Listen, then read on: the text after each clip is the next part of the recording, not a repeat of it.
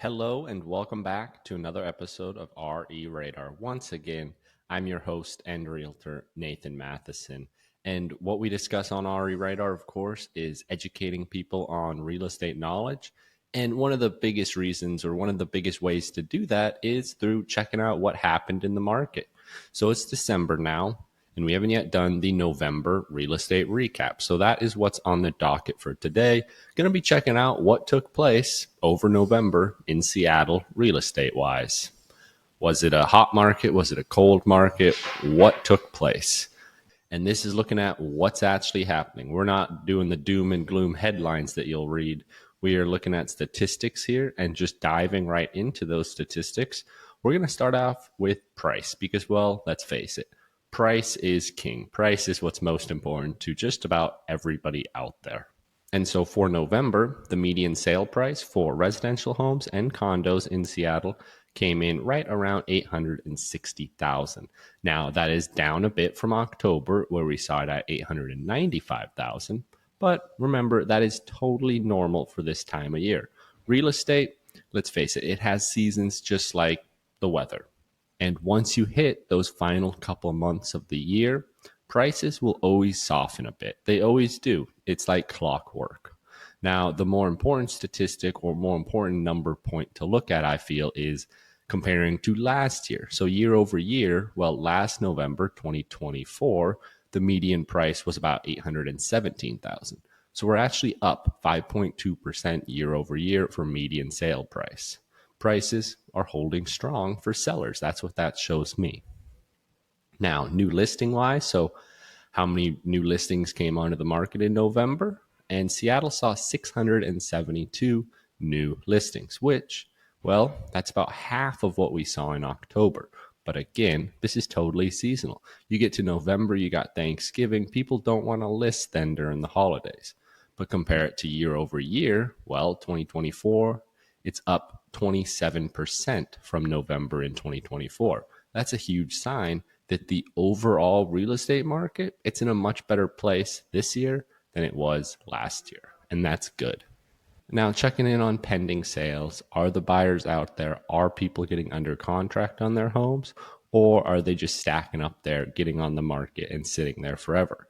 So looking at the pending sales, what went under contract in November, it saw 598 pending sales.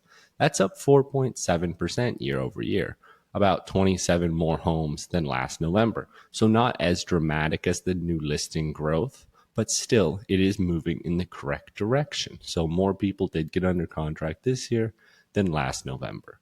Now, total homes for sale, what's out there on the market? What's the inventory like? What are buyers looking at? And at the end of November, Seattle had 2,066 homes for sale out there, roughly 400 less than October, but 39% more than November of 2024. So again, a much better place inventory wise in 2025 than 2024. And that extra inventory is exactly why buyers today feel like they can breathe a little bit again. Buyers are getting a little more advantage as well. There's more homes out there for them to look at.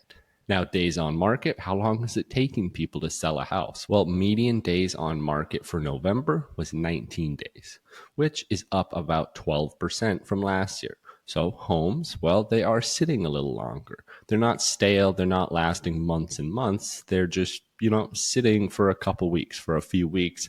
And that's totally normal. And that helps you get to a much more balanced, fair market for both sides. One of the reasons homes could be sitting a little longer is, again, go back to inventory wise. Look at it. There's more homes coming out now than there were last year. So buyers, well, they have more options. They have more things to look at. And they feel a little less pressure right now than maybe they felt last year. So they're not rushing into these offers. They're taking their time. They're doing their due diligence, which is a great thing. And then they're making these offers on homes after the second weekend, maybe. Now, what do all these numbers mean? Well, if I really had to sum up the real estate market in Seattle, well, it's not crashing. Prices are still rising year over year. Homes are still going under contract. There's activity. Buyers are out there. But again, buyers, they're getting a little more leverage than they've had in the last few years. We're in one of the most even, fair, and sane markets Seattle has seen since before COVID. Sellers, they're still getting strong prices, but buyers, they can actually negotiate and not feel like they need to just sprint into open houses and write up the offer the minute they leave those open houses with huge escalation clauses. They're feeling much more relaxed, much more in control. And that is a win-win for anyone out there. And so for anyone out there that's yelling about some upcoming market crash, like I've touched on with some Seattle Times headlines, that's not what the data is showing. The data is showing here that this real estate market is in a solid spot. Now, maybe other markets across the country are struggling a bit more. Well, yeah, I believe that's totally factual. I mean, if you look at it from this point of view, in Seattle is a place that is consistently growing, is consistently drawing people to them. I mean, in Seattle, you've got a lot of high paying jobs, you've got economic growth, you've got beautiful nature as well, which can bring people up here. And so for that, compare that to a rural market out there in the middle of nowhere. Well, that middle of nowhere market might very well be seeing a much more drastic dip than anyone in Seattle could be seeing. So Seattle, real estate wise, it's in a pretty solid spot, much better than last year. And we'll see what 2026 brings us. Now, another key component, of course, with real estate, you got price, but then you've also got interest rate, which effectively helps determine your monthly price, what you're actually paying.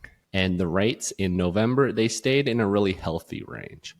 Between 6.1, 6.4% for the most part was what I was seeing day after day.